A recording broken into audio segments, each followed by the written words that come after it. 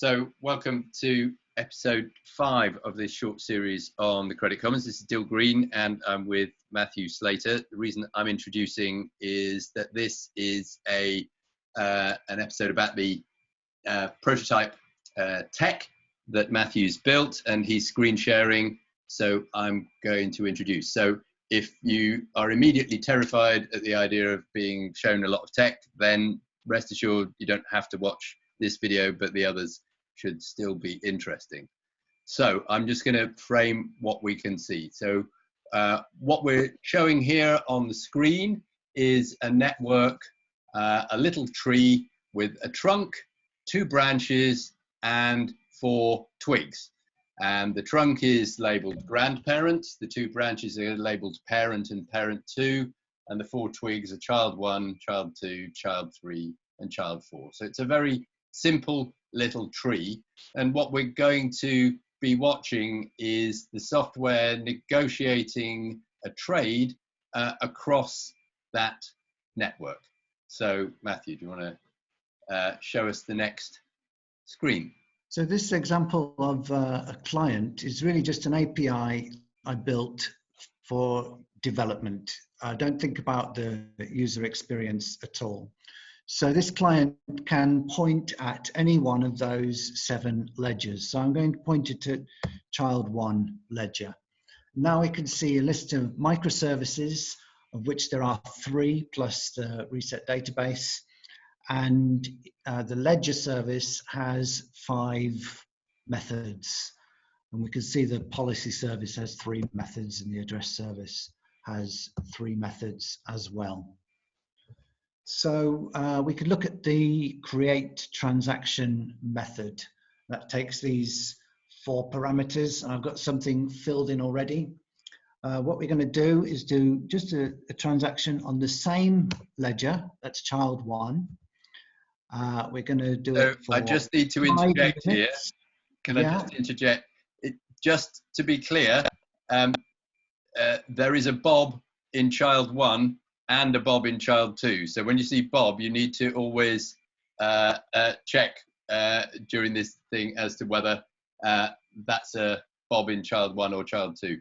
You can see the That's address. What the address service is for. It enables you to put in a relative address, and it will assume that you mean the most local user it can find. Yeah.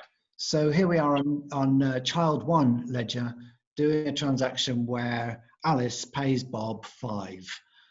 Note that we don't specify what kind of units they are, because they're whatever units that ledger child 1 counts in. So when I create that, we've got some internal messages which have come up. Those are just for diagnostics, tell you what's going on. But also we've got this transaction now in an unapproved state. And I'm just going to approve that transaction, and it shows us that the transaction is now there. I want to show you what's happened on the database when we created that transaction. I'm going to switch over to phpMyAdmin. We're going to look at that ledger table. And we can see this database table shows 3 transactions, the ledger table. And note that each of them has the same each of these the same UUID, which means that they're all part of the same transaction cluster. UUID. They're all version 1, which means that they're all in the same transaction state, which is pending. And when we confirm the transaction, then version 2 will be in a different state. The first transaction is the one that you saw me enter. It's the primary transaction. And the other 2 are fees, transaction fees, from the payer to the admin account and from the payee to the admin account.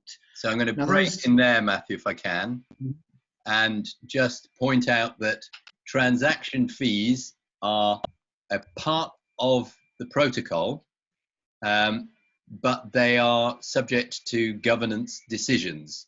So it's possible for a mutual credit transaction to charge transaction fees solely to the payer, solely to the payee, in different proportions to both of them, or zero transaction fee to either. And that would be determined by the policy service, but the protocol always assumes that there is some transaction fee, even if that might add up to zero. It's the business logic service still. Business logic service, sorry. The policy service, as we might show later, says who's a user, what's the exchange rate for each user, and what are the balance limits for each user. And that's used to validate each transaction. So you can see these three transactions. There's Alice paying Bob, Alice paying admin, and Bob paying admin. And there's some auto descriptions put in there. There's no hashes for any of the transactions because the hashes are how the different ledgers are joined together. And we'll come to that in a minute. I can now confirm this transaction, pretending to be Bob. We'll go back to the ledger. I'm just going to go into that as well, just to clarify what went on there. So in a standard bank transfer that we do these days, it's always assumed that the payee doesn't need to be asked whether they'll accept the money. They'll just, you know, if you send me money, yeah, please do. But in a mutual credit transaction, it's quite important that both parties at least have the capacity to agree to the transaction. So why on earth might someone in a mutual credit system want to refuse being sent money?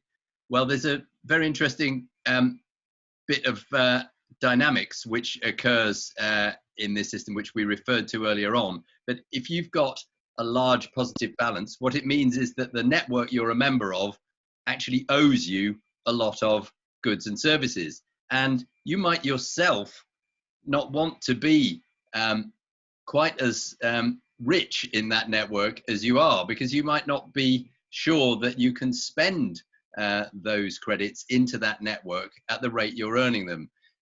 So the protocol, again, allows for both parties to be consulted as to whether the transaction should go through. But again, governance in the group can regulate that in all sorts of different ways. You know, it could say transactions under a certain value are auto approved, or transactions above a certain value are auto requiring two transactions, a variety of permutations. But the protocol always assumes that both parties have validated any trade. Okay, so the second three rows that you can see in this database table, see that they have the state completed and the version is 2. And so nothing is deleted from the database table, and the reason for that will become apparent when we do a transaction between the ledgers. So I'm going to go back and reset the database, and this time do a transaction between Alice and Bob on child 2. Now bear in mind that the child 2 is connected to child 1 through the parent. So this transaction will take place on 3 out of the 7 ledgers in the tree.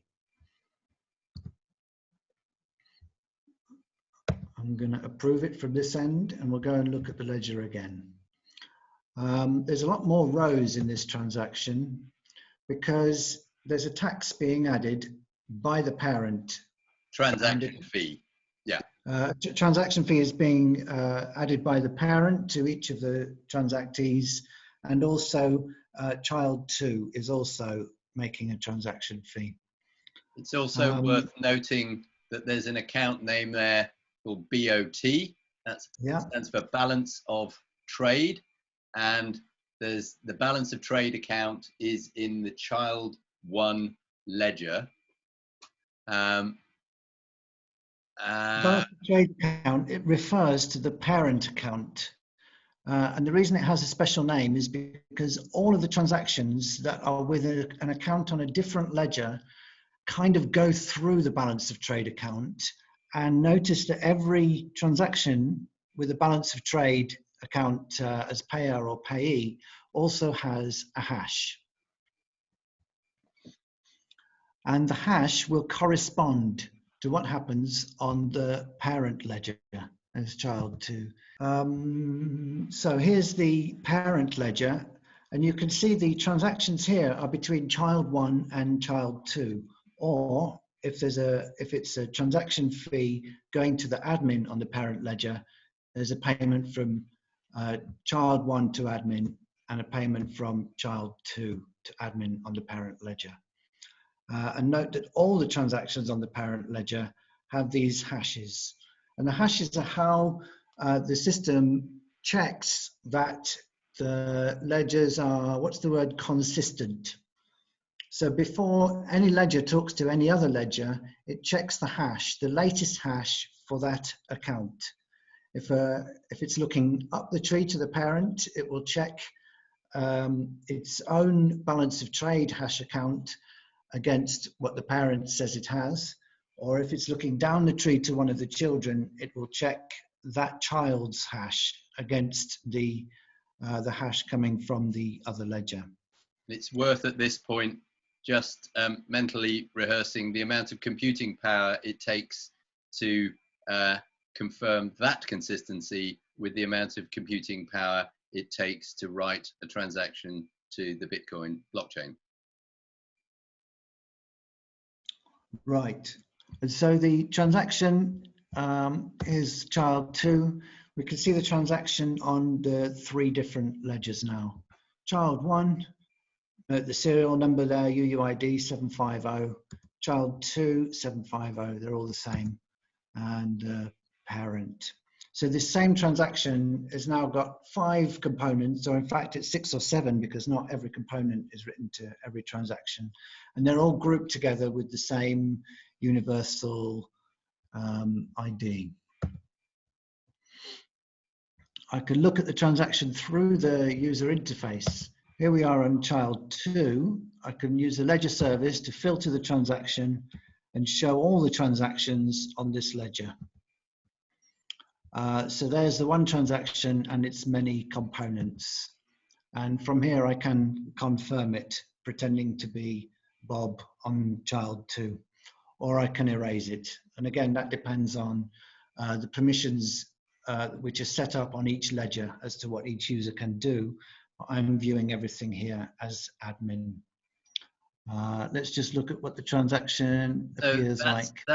I think that for crypto people is going to be a sort of a very alarming thing to have heard, that there is an admin in the system, because that's one of the promises of Bitcoin, is that nobody has admin rights. All users are sovereign writers to the database.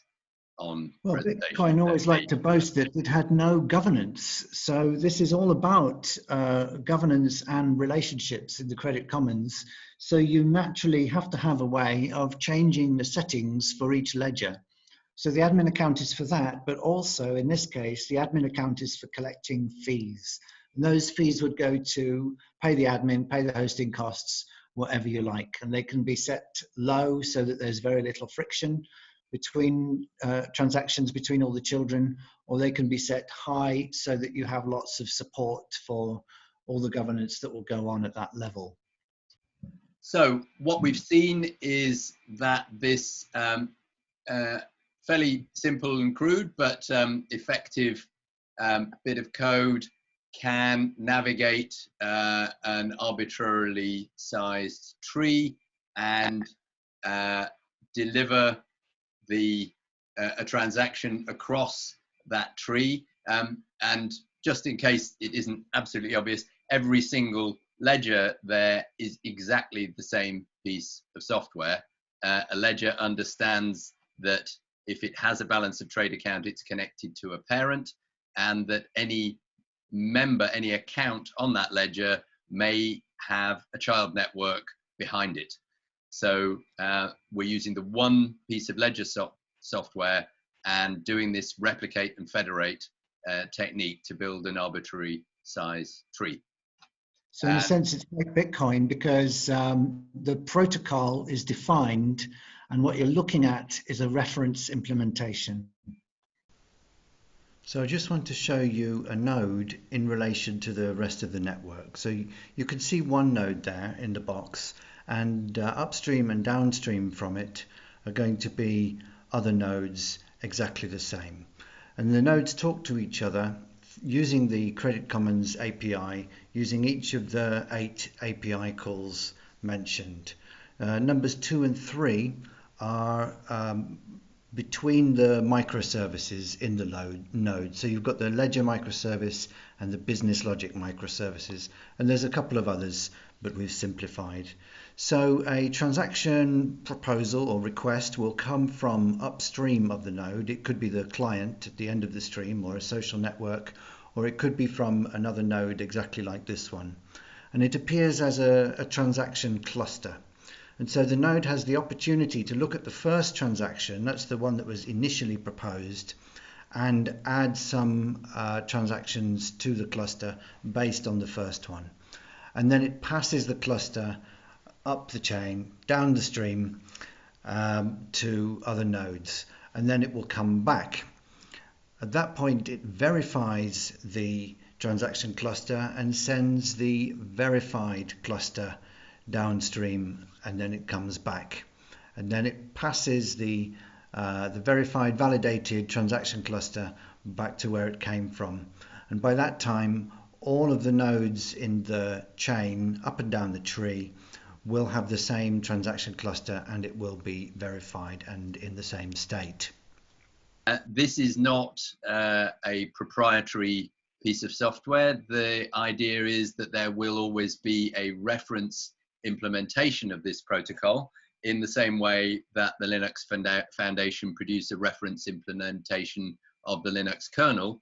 But there's absolutely nothing to stop someone who thinks they've got a better idea about how to do a sort of son of Unix kernel and forking the Linux Foundation's kernel and doing things to it and offering that up as an alternative model. And that's absolutely the structure we want to see, because something has to keep the Linux Foundation honest, and it's Richard Stallman and the GNU kernel, which lags behind but never gives up. So all of this fits into all that good stuff.